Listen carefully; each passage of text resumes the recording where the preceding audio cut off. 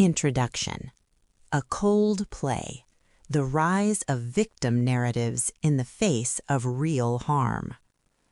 I did not watch the interview looking for someone to hate.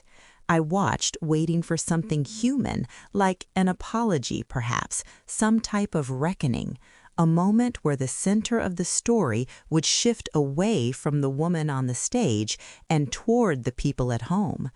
It never came. By the end of the interview, what stayed with me was not clarity, but discomfort. Not the kind that comes from hearing hard truth, but the kind that comes when something feels incomplete. I was left with a question that would not settle.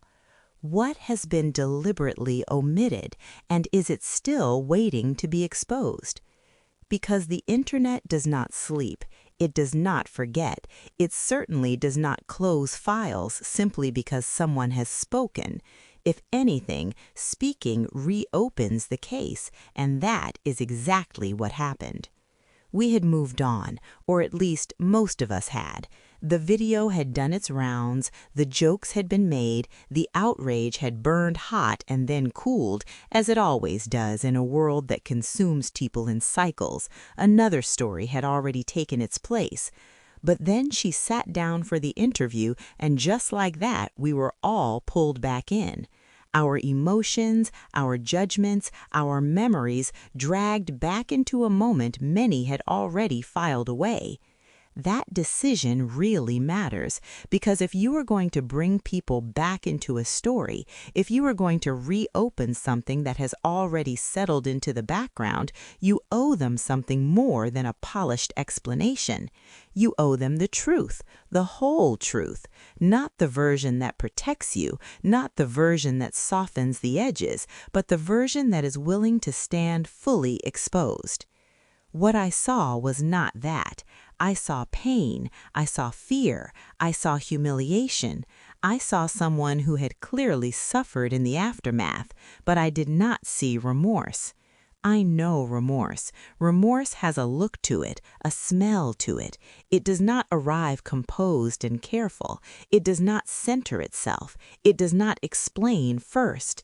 It bends, it strips itself down, and somewhere, unmistakable and unhidden, at the very front of it is the word sorry. Not for the consequence, not for the exposure, but for the harm. That word never came. Instead, what I heard was a narrative, carefully built, emotionally compelling, and structurally sound, and yet missing something essential.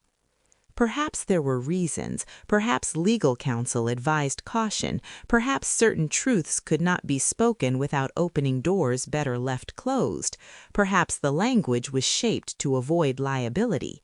We may never know, but sincerity has a way of cutting through even the most careful restraint. What I was left with was not the clean sting of truth, it was the lingering feeling of something managed. This book is not about one woman. It is about what happens when a moment becomes a mirror, when a scandal becomes a symbol. A story stops being about individuals and starts revealing something deeper about all of us.